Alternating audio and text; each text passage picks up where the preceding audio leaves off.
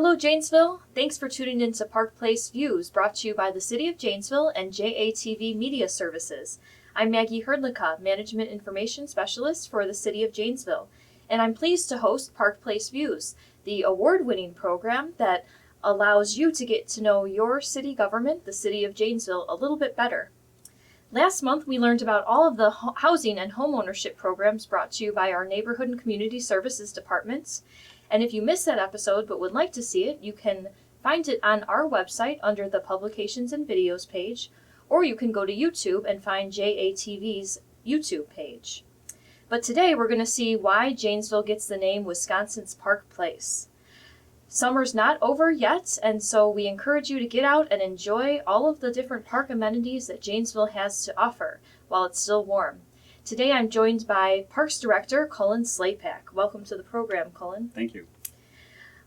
Cullen began with the city in 2001 as a recreation programmer. He held several positions within the city, including managing the ice arena for 5 years. In 2009, he became Assistant Parks Director and was promoted to Parks Director in 2014. Cullen has a bachelor's in recreation management from the University of Wisconsin at La Crosse. He also has a master's in recreation administration from George Williams College of Aurora University. Welcome again to the program, Cullen. I talked a little bit about your history. Is there anything else you'd like to tell us? Well, from a small town, Muscoda, Wisconsin, southwestern Wisconsin, right along the Wisconsin River. I grew up hunting, fishing, trapping, various sports, a lot of outdoor activities. So through the years, I've kind of maintained that outdoor attitude, which led me into the parks field. My wife and I have a dog that keeps us pretty active, so we do a lot of hiking at state parks, county parks, and various areas throughout Janesville. Cool. Well, it's rare to find a job that, is what you love to do, so good for you for finding that. So now, before we start looking at specific parks, we all know Janesville is known as Wisconsin's Park Place. Where did it get that name? Well, originally when the city was developing, the city leaders had the foresight to set aside land, purchase a lot of land, and really develop parkland areas such as the greenbelts, which are a great asset to the community. With those lands, Janesville became known by its own branding as Wisconsin's Park Place because we have the highest per capita of parkland per person living in the community. So among our other peers, we have the most parkland per person. So we've kept that title. We still have or are near the top with our parkland, and we brand ourselves as Wisconsin's Park Place, but we're also a Tree City USA and also a Bird City Wisconsin community. So some great things to be a part of. Yeah, definitely proud to have that here in our community. So how many acres of parks do we have? With parks and greenbelts and natural areas, we're right about 2,600 acres. Okay, that's a lot. So moving on to talk specifically about some of our parks. I know one of our regional parks is Riverside, and it's a cool park because there's so many diverse amenities in a beautiful setting. So what are some of the things that visitors can do at Riverside Park? Well, as you know, and viewers may know, we recently added a splash park. So we just had the grand opening not too long ago. It's a new amenity. I think it'll be a great addition to our park system. Other things that you can do at Riverside Park, there's shuffleboard courts, there's tennis courts, pickleball is also popular with that group of individuals. The Ice Age Trail runs through Riverside Park. So on the north end is Devil's Staircase, a quite popular segment of the Ice Age Trail that's state known. A lot of people come to Janesville just to hike the Devil's Staircase area of the trail. There's a lot of people that go to Riverside Park for fishing, just walking in general, just because of the serene setting along the river, and also fishing and some boating activities in that park. Okay. And then another of the regional parks, Palmer, and that's another great park and easily accessible to the visitors that are going in and out of Janesville because of the interstate right there. What are some of the features at Palmer Park? Well, probably one of the most popular attractions is the wading pool. No more than 18 inches in depth of water, so a lot of families come there. There's a concession stand located at Palmer Park. There's 3 pavilions located that are reservable, also 6 picnic rows. We have 9 lit tennis courts that are in the area. Also a dog park area where residents can have their dogs off leash for exercise. Probably one of the most popular attractions to the park is Camden Playground, well known around the region. A lot of school trips come to Palmer, a lot of day camps come to Palmer for Camden Playground. It is 20 plus years old, so the Camden Board of Directors and the city are working on fundraising to renovate that structure to keep it viable in the future. Good, yep. So viewers at home, if you're interested in donating to the Camden Playground, you can get a hold of our Parks Department. So another popular park, Rockport Park. What can you do at Rockport? Rockport Park, as you mentioned, is another regional park. It is our largest park in our park system at 268 acres. Some of it is still leased as farmland, so we earn some revenue from that. Part of the park is set aside for hiking, mountain biking, cross-country ski trails. Also, it's home to our only outdoor swimming pool in the city of Janesville. We do have a rentable pavilion at the park, and also well known is the Peace Park Playground at the park. So kind of like the Camden Playground on the east side, this one located on the west side was all volunteer-driven, volunteer donations, and working with the city and staff to put that together. So a lot of neat things at Rockport Park. Cool. So it's an activity that's becoming increasingly popular, and I know because my father-in-law always wants to play, is disc golf. Where in Janesville can you play disc golf? Well, we have a disc golf course at one of our community parks, Lustig Park. It's a 31-acre park located along the river. And there's an 18-hole golf course that winds through the mature oak trees in the park. And it is a great course. It's maintained by the Friends of Lustig Park Disc Golf Course. So they help us with maintenance, moving the baskets, seating areas. So it is a great course. They are also working on a second course at Riverside Park on the south end. So they hope to have fundraising completed. I know the baskets were recently ordered, so we shall have another disc golf course hopefully come this fall. Great. Well, more to come on that. So earlier when we talked about Riverside Park, you mentioned fishing and boating as being popular activities.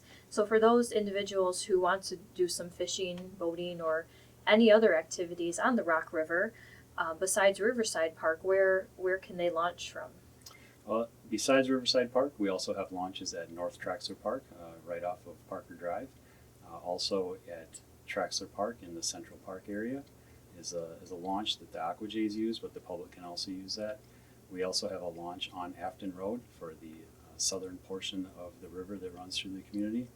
I'll also mention that we have boat launches at Lyons Pond and Kiwanis Pond for non-gasoline powered watercraft, so people can also use those ponds for fishing and boating.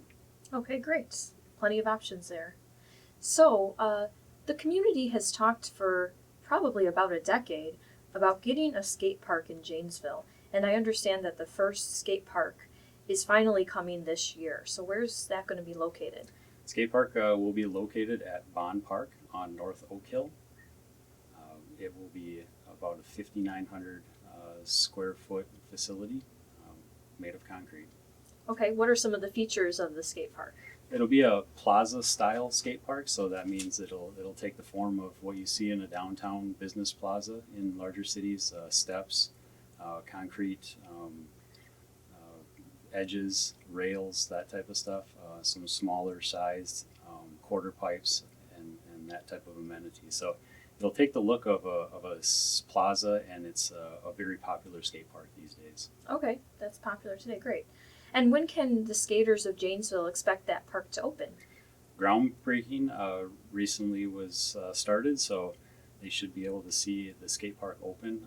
Expected date is Labor Day weekend with a grand opening event on Saturday, September 12th. Great. Well, I'm sure that the skaters of Janesville are happy and awaiting that. So another thing Janesville is known for is its extensive bike trail system. How long is the bike trail system here in Janesville? Well, right now it is about 30 miles long. Okay. And I understand that there is a bike trail hub by the Jackson Street Bridge across the river from Dawson Field in that area. What exactly does the hub mean? Well, the hub is as you said, by Jackson Street Bridge. It's located on the eastern end of Riverside Street. It's basically the 0 point for our trail system. So if you want to go to the west, you can continue out to Rockport and make your way down to Beloit. If you start at the hub and you want to go downtown, you can work your way into Riverside Park. To the east, you will go obviously the east side of the town through all the green belts, and you can work your way past Pine Tree Plaza, Sam's Club, and Walmart, and then out past 26 and continue on from there. The hub basically serves as the 0 mark, and all mileages are marked from that point. Okay. The Janesville Velo Club worked at establishing the signage that you see there, so it's another great partnership that we have with the biking community. Very cool. All right. So, and you mentioned before as we were talking about some of the parks, but I know that several of our parks have really nice pavilions. And what a great way to host a party for a big group of people while keeping the costs low. How can somebody go about reserving a pavilion? It's a simple process. They can either go online to the Parks and Recreation page and reserve a pavilion, or they can go to the Parks and Recreation Division office at the first floor of City Hall and reserve those pavilions. And can you reserve pavilions any time of year, or is there a certain season? Our largest reservation season is Memorial Day weekend to Labor Day weekend, but there are some outliers in early May, maybe into October. But usually the summer months are when we're the busiest. And I would say during the June timeframe, you'll want to get in early to make those reservations. Okay. Early as in early in the year is a good time? We usually start reserving pavilions the first part of February. Okay, great. So look out for the news on that. So another issue, maybe not such a fun issue, the city identified emerald ash borer for the first time within the city limits in 2012. What is emerald ash borer? Well, emerald ash borer is a little green metallic beetle. It's about 8.5 millimeters long as an adult, so it fits on a penny, and it is very destructive. It kills ash trees, and it was found to be in probably wood shipping pallets that were in Detroit. So it started in Detroit. Its natural range is in Eastern Asia, so the trees there are not susceptible to it, but ours have not built up those defenses. So since it's been here, it has destroyed millions of ash trees in the Midwest region. It's working its way to the south. It's out towards the East Coast and as far west as Colorado. So it's a very destructive beetle. It kills a lot of trees. Residents will see the effects, or they are seeing the effects this summer of what 3 years of having emerald ash borer in the community is doing. Wow, so a little tiny bug can be very destructive. So you kind of mentioned what the effect in Janesville has been. What has the city done in response to emerald ash borer? Sure. Well, we responded in 2012 with the DNR and tried to put together some plans, initial planning phases for what the community would do. Janesville's a little bit different in their forestry, as homeowners are responsible for the trees on their terrace. Most communities our size already have a forestry department. So we were a little behind at that point. The one thing that we took away from the DNR is that there's many different things that can be done, but ultimately the reality is that you're going to have a lot of ash trees that are dead and you're going to be removing them. So we started our initial plans the winter of 2013 by removing about 80 ash trees from various parks so that we won't have as many when they do die. We also had a inventory done during 2013 to count the number of ash trees in our maintained areas of our parks and public facilities. Those numbers were a lot less than what we were being told by DNR flyover results, so we were pretty happy about that.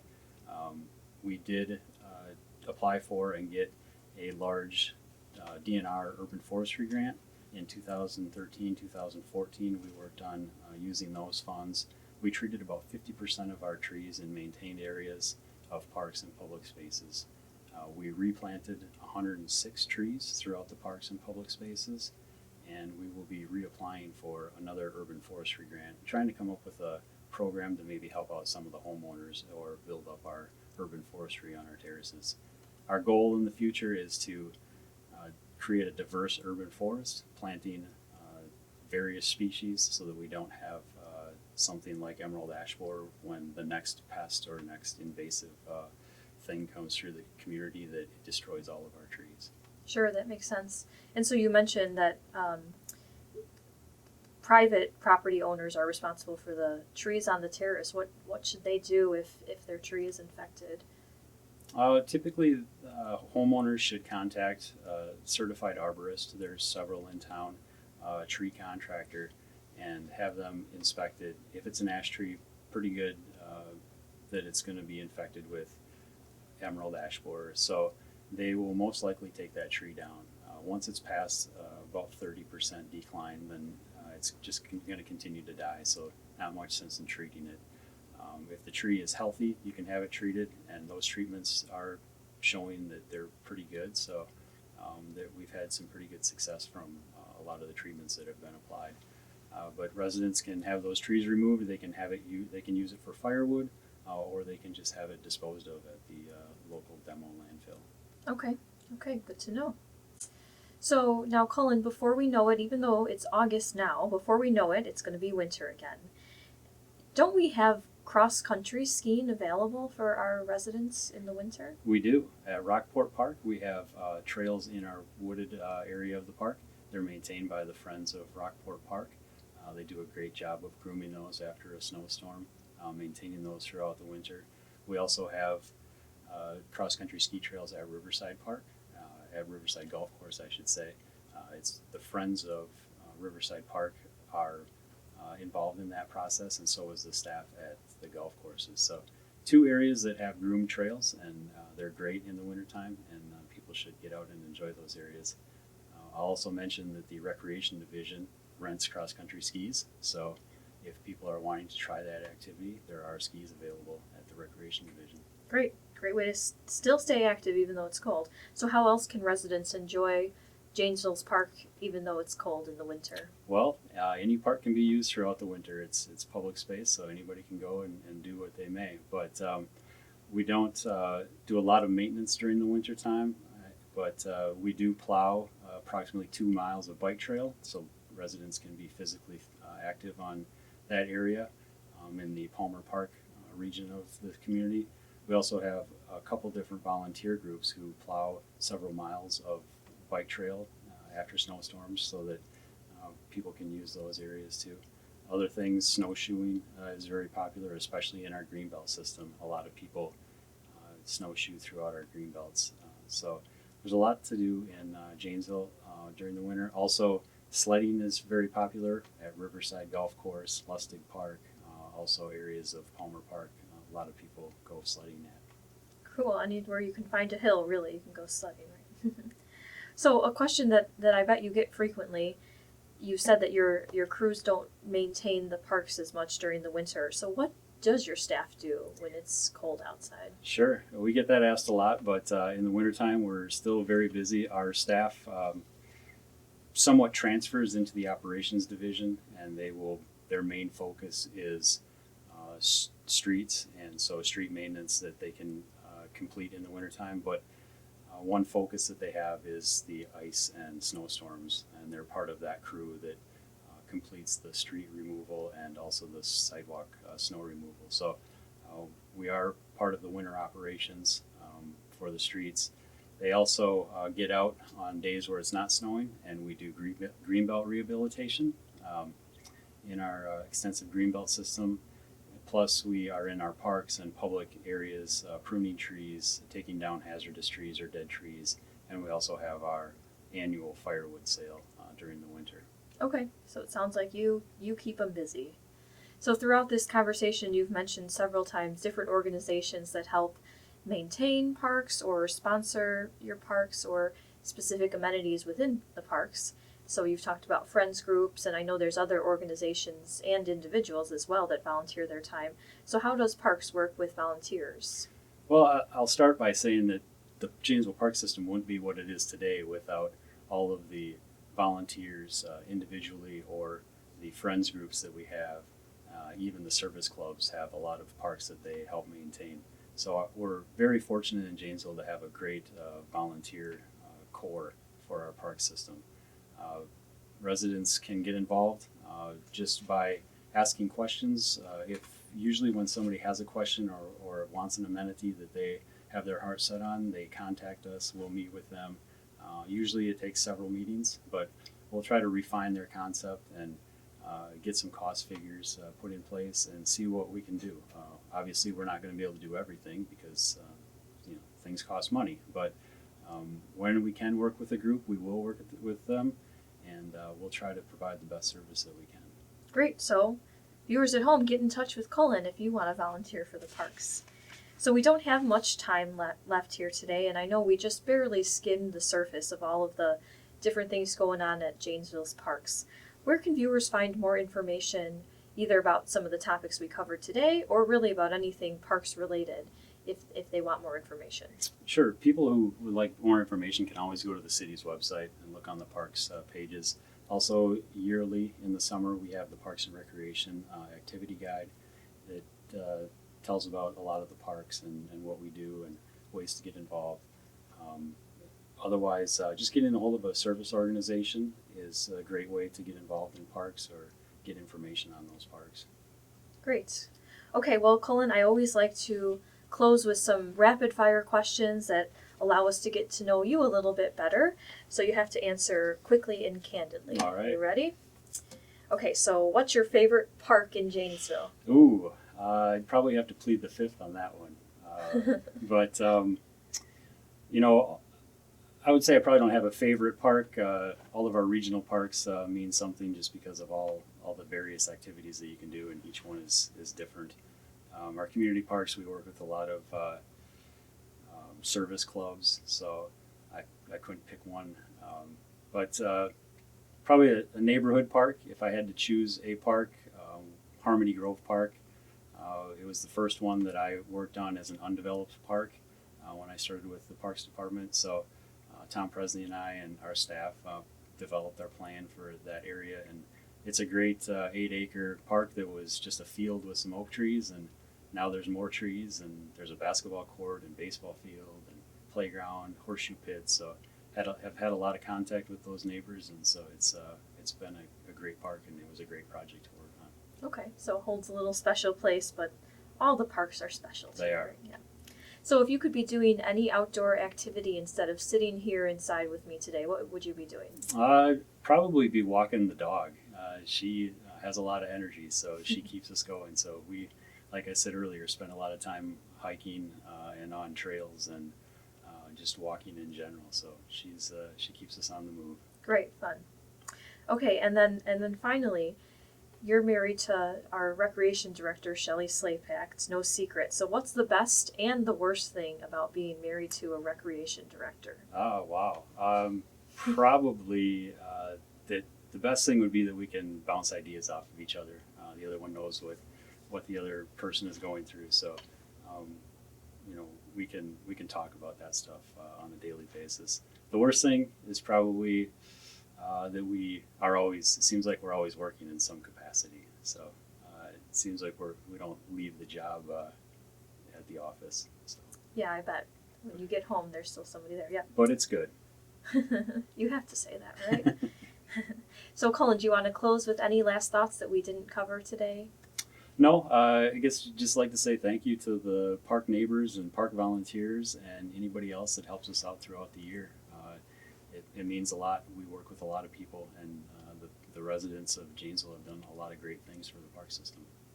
Great. Well, thank you so much for being here, spending your afternoon with us instead of being out walking the dog. And viewers at home, thank you for tuning in. Is there a future episode of Park Place Views that you would like to see? Give me a call or send me an email and let me know if there is something that you're interested in seeing on a future episode of Park Place Views. I always like hearing from you and getting your ideas and comments. And in addition to tuning into Park Place Views on a monthly basis, there's plenty of ways to stay connected to the city of Janesville. As always, you can like us on Facebook, follow us on Twitter, sign up to receive alerts from the Janesville Police Department on Nixle, and sign up for our email list where you can get press releases, notifications about program cancellations, road closures, and so much more. For Park Place Views, I'm Maggie Hrdlicka. Thank you, and see you again next month.